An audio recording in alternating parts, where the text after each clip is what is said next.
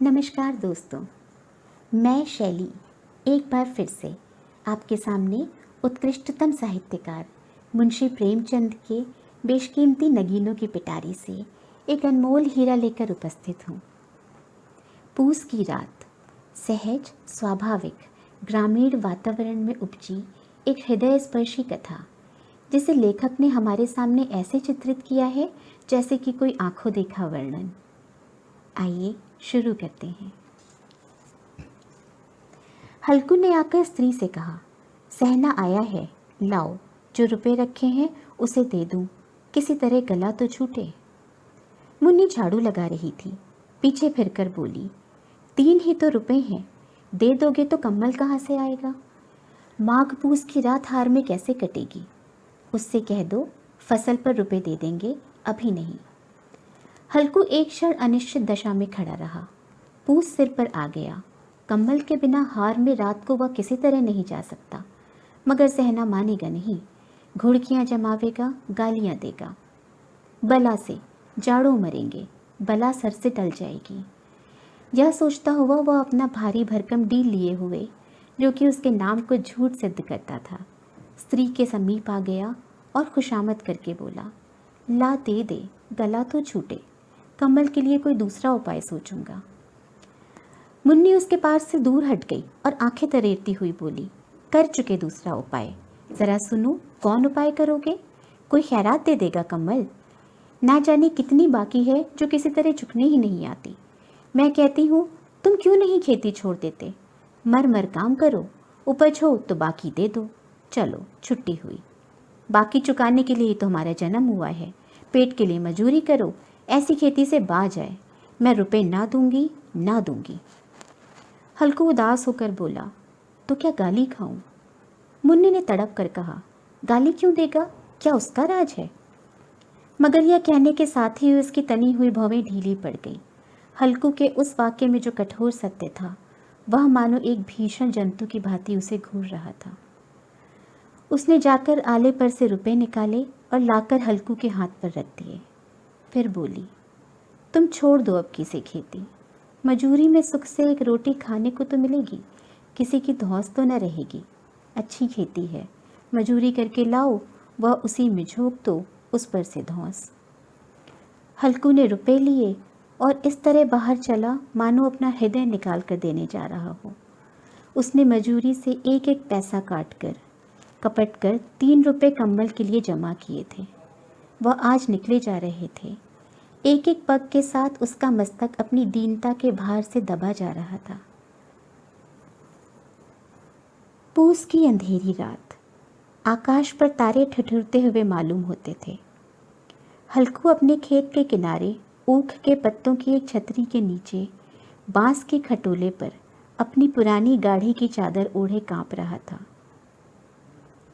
खाट के नीचे उसका संगी कुत्ता जबरा पेट में मुंह डाले सर्दी से कूं कूं कर रहा था। 2 में से एक को भी नींद न आती थी। हल्कू ने घुटनियों को गर्दन में चिपकाते हुए कहा, क्यों जबरा, जाड़ा लगता है? कहता तो था घर पर पुआल पर लेट रहे, तो यहाँ क्या लेने आए थे? अब खाओ ठंड। मैं क्या करूँ? जानते थे मैं यहाँ हलवा पूड़ी खाने आ रहा हूँ, दौड़े दौड़े आगे आगे चले आए। अब रो नानी के नाम को। जबरा ने पड़े पड़े दुम हिलाई और अपनी कूं कूं को दीर्घ बनाता हुआ एक बार जम्हाई लेकर चुप हो गया। उसकी श्वान बुद्धि ने शायद ताड़ लिया, स्वामी को मेरी कूं कूं से नींद नहीं आ रही है। हल्कू ने हाथ निकालकर जबरा की ठंडी पीठ सहलाते हुए कहा, कल से मत आना मेरे साथ, नहीं तो ठंडे हो जाओगे। यह रान पछुआ ना जाने कहाँ से बर्फ लिए आ रही है। उठूं, फिर एक चिलम भरूं, किसी तरह रात तो कटे। 8 चिलम तो पी चुका। यह खेती का मज़ा है। और एक एक भगवान ऐसे पड़े हैं जिनके पास जाड़ा जाए तो गर्मी से घबरा कर भागे। मोटे मोटे गद्दे, लिहाफ, कम्बल। मजाल है कि जाड़े का गुजर हो जाए। तकदीर की बखूबी है, मजूरी हम करें, मज़ा दूसरे लूटें। हल्कू उठा और गड्ढे में से ज़रा सी आग निकालकर चिलम भरी। जबरा भी उठ बैठा। हल्कू ने चिलम पीते हुए कहा, पिएगा चिलम? जाड़ा तो क्या जाता है, ज़रा मन बहल जाता है। जबरा ने उसके मुंह की ओर प्रेम से छलकती हुई आंखों से देखा। हल्कू, आज और जाड़ा खा ले, कल से मैं यहाँ पुआल बिछा दूंगा, उसी में घुस कर बैठना, तब जाड़ा न लगेगा। जबरा ने अपने अगले पंजे उसकी घुटनियों पर रख दिए और उसके मुंह के पास अपना मुंह ले गया। हल्कू को उसकी गर्म सांस लगी। चिलम पीकर हल्कू फिर लेटा और निश्चय करके लेटा कि चाहे कुछ हो, अब की सो जाऊंगा। पर एक ही क्षण में उसके हृदय में कंपन होने लगा। कभी इस करवट लेटता, कभी उस करवट, पर जाड़ा किसी पिशाच की भांति उसकी छाती को दबाए हुए था। जब किसी तरह ना रहा गया तो उसने जबरा को धीरे से उठाया और उसके सिर को थपथपाकर उसे अपनी गोद में सुला लिया। कुत्ते की देह से जाने कैसी दुर्गंध आ रही थी, पर वह उसे अपनी गोदी से चिपटाए हुए ऐसे सुख का अनुभव कर रहा था जो इधर महीनों से उसे ना मिला हो। जबरा शायद समझ रहा था कि स्वर्ग यही है, और हल्कू की पवित्र आत्मा में तो उस कुत्ते के प्रति घृणा की गंध तक न थी। अपने किसी अभिन्न मित्र या भाई को भी वह इतनी तत्परता से गले लगाता। वह अपनी दीनता से आहत न था जिसने आज उसे इस दशा को पहुंचा दिया। नहीं, इस अनोखी मैत्री ने जैसे उसकी आत्मा के सब द्वार खोल दिए थे और उसका एक एक अणु प्रकाश से चमक रहा था। सहसा जबरा ने किसी जानवर की आहट पाई। इस विशेष आत्मीयता ने उसमें एक नई स्फूर्ति पैदा कर दी थी जो हवा के ठंडे झोंकों को तुच्छ समझती थी। वह झपट कर उठा और छतरी के बाहर आकर भौंकने लगा। हल्कू ने उसे कई बार चुमकार कर बुलाया, पर वह उसके पास न आया। हार में चारों तरफ दौड़ दौड़ कर भौंकता रहा। एक क्षण के लिए भी आ जाता तो तुरंत ही फिर दौड़ता। कर्तव्य उसके हृदय में अरमान की भांति उछल रहा था। 1 घंटा और गुजर गया। रात ने शीत को हवा से धकधकाना शुरू किया। हल्कू उठ बैठा और दोनों घुटनों को छाती से मिलाकर सिर को उसमें छुपा लिया। फिर भी ठंड कम ना हुई।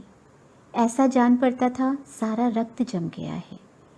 धमनियों में रक्त की जगह हिम बह रहा था। उसने झुककर आकाश की ओर देखा।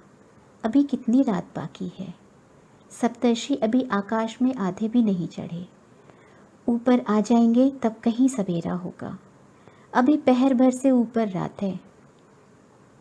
हल्कू के खेत से कोई एक गोली के टप्पे पर आमों का बाग था। पतझड़ शुरू हो गई थी।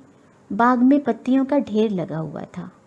हल्कू ने सोचा चलकर पत्तियां बटोरूं और उसमें जलाकर खूब तापूं। रात को कोई मुझे पत्तियां बटोरते देखे तो समझे कोई भूत है।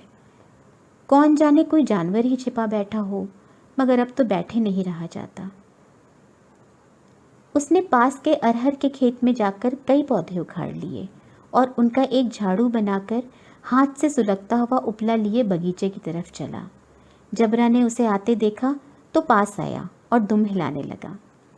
हल्कू ने कहा, अब तो नहीं रहा जाता जबरू, चलो बगीचे में पत्तियां बटोर कर तापें। टाँठे हो जाएंगे तो फिर आकर सोएंगे, अभी तो रात बहुत है। जबरा ने कूं कूं करके सहमति प्रकट की और आगे आगे बगीचे की ओर चला।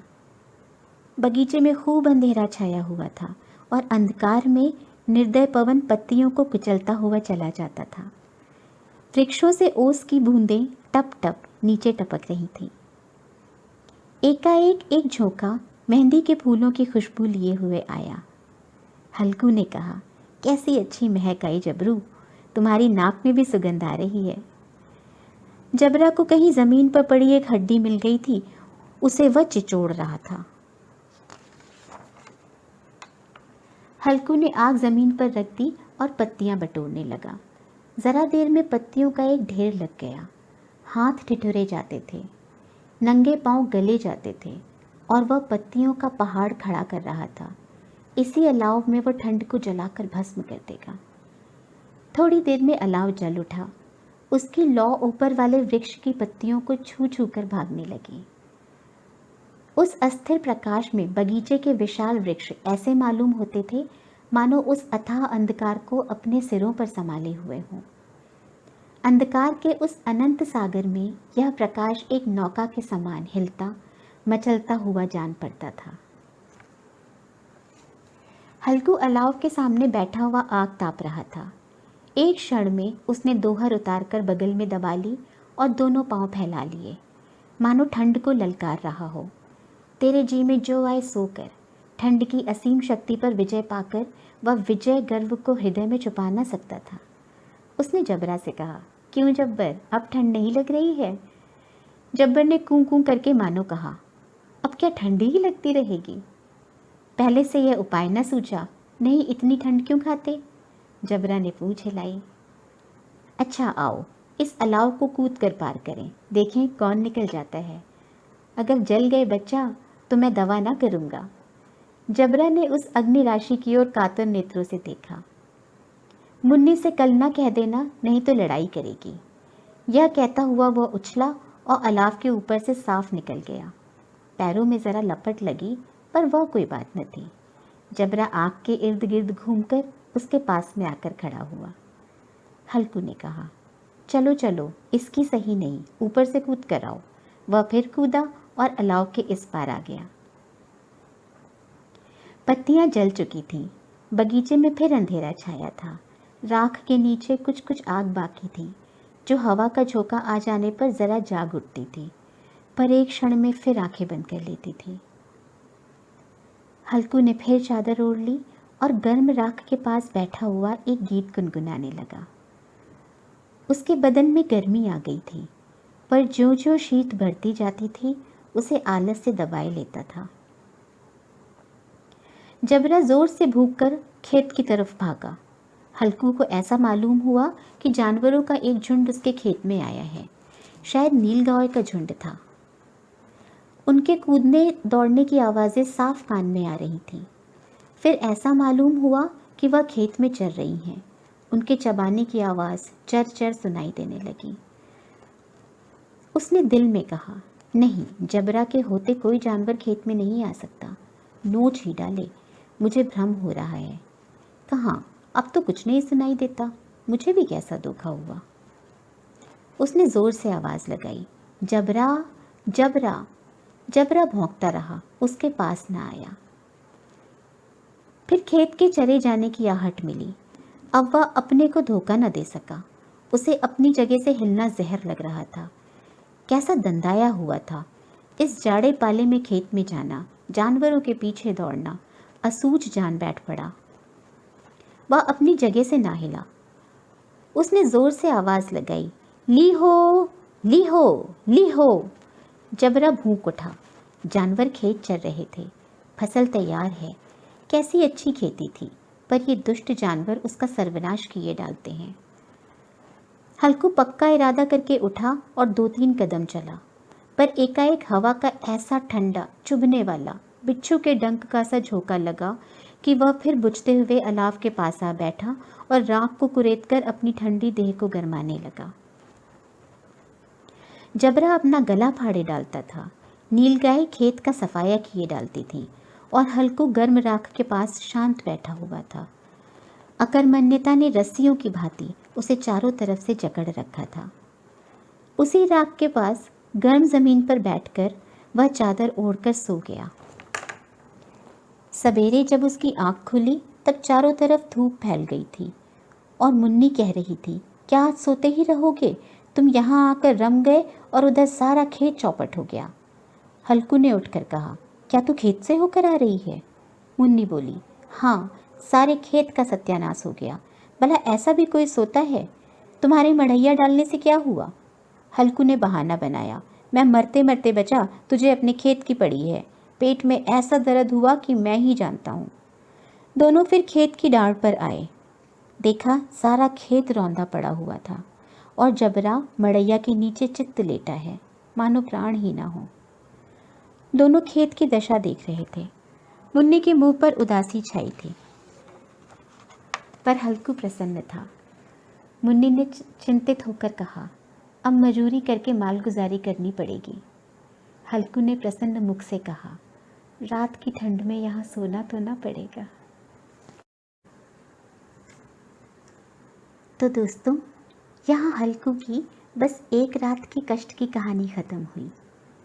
कैसा अनोखा सा भाव था, पीड़ा में लिपटी हुई मुस्कुराहट या मुस्कुराहट में लिपटी हुई पीड़ा। निर्धनता में जन्मे एक हल्कू की कहानी या ऐसे हजारों हल्कू और मुन्नी का पूरा जीवन चक्र। जो भी है, जिंदगी है तो बस चलती ही है, चलती रहती है। आज विदा लेती हूँ, फिर मिलूँगी एक और कहानी के साथ।